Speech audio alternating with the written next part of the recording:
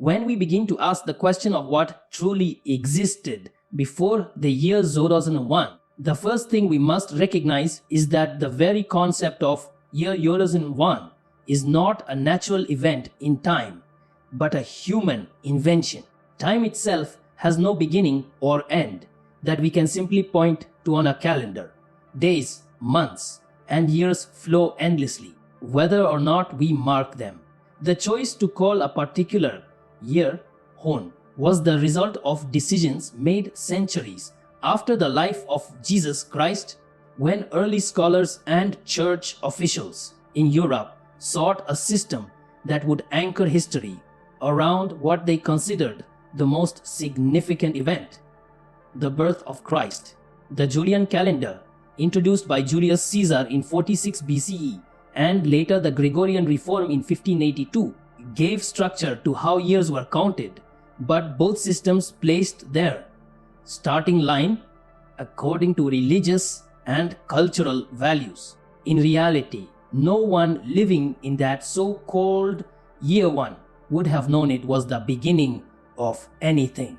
A Roman citizen might have referred to the reign of Emperor Augustus.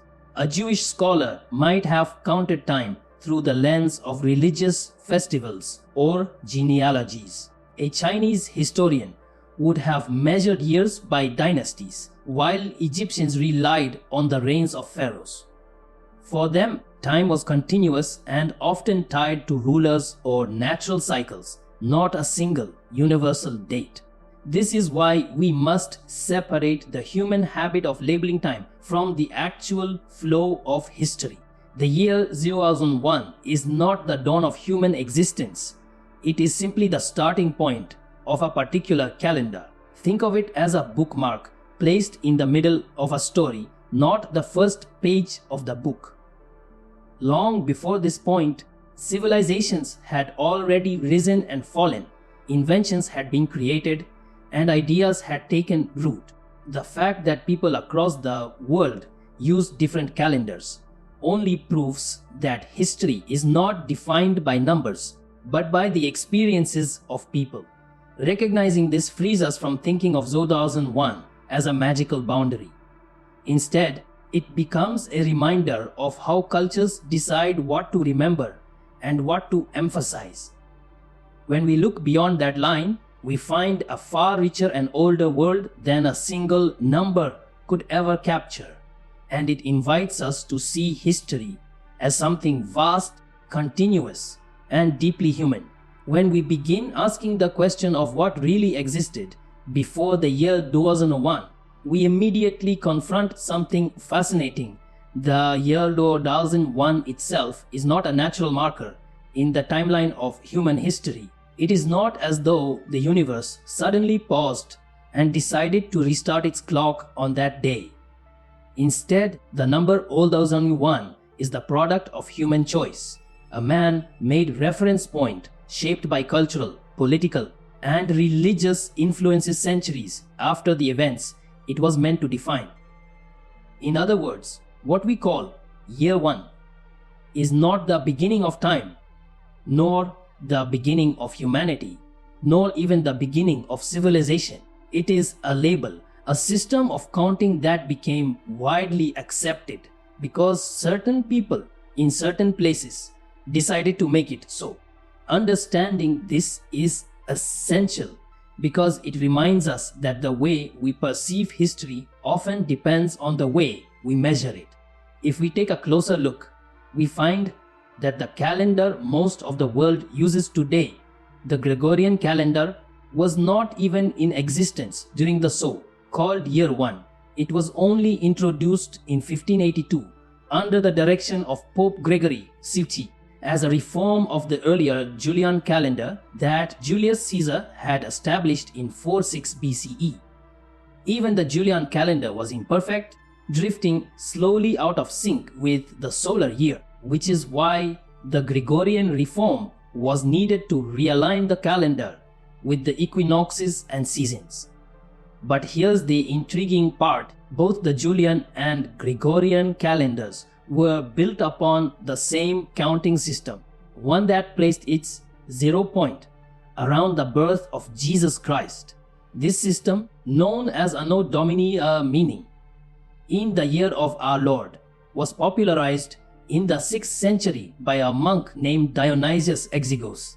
His aim was to create a unified Christian way of numbering years that replaced older Roman methods.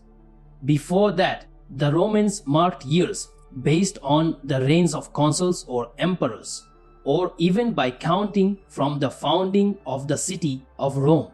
So the idea of a year one centered on Christ's birth was not an ancient universal truth, but rather a decision made by a single man whose system happened to spread through the Christianized world and eventually across the globe. This makes the concept of year one less of a beginning and more of a convenient bookmark inserted into the middle of humanity's long story. Imagine reading a novel and choosing an especially dramatic chapter to declare as the official start of the book. That is essentially what happened with our calendar. In the Roman Empire, for example, people living during the reign of Emperor Augustus would not have said they were in the year 1 CE.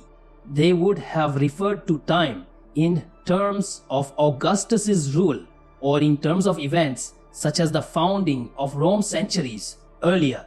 In Jewish tradition, years were tied to genealogies and religious festivals, counting back thousands of years. In China, historians documented dynasties and their cycles of rule, not according to any European calendar, but within their own carefully maintained records. And in Egypt, the years were often marked by the reign of pharaohs, which stretched back thousands of years before the supposed beginning of the Common Era. When you pause to think about this, it becomes clear that year one is not some grand universal event. It is only one system among many, and it just happens to be the one that eventually dominated global culture due to the spread of European influence, Christianity, and later colonialism. But before that, human beings across the world had their own ways of measuring time, many of which were more closely tied to natural cycles, agricultural seasons, or local rulers. Time was continuous, flowing, and deeply tied to the rhythms of life, rather than to a fixed universal scale. The Mayans, for example, developed a highly advanced calendar system based on astronomical observations long before the Gregorian calendar ever existed. Their system counted vast cycles of time, seeing history as unfolding across thousands of years, not limited to a neat line starting at year one. Recognizing all of this changes the way we think about history.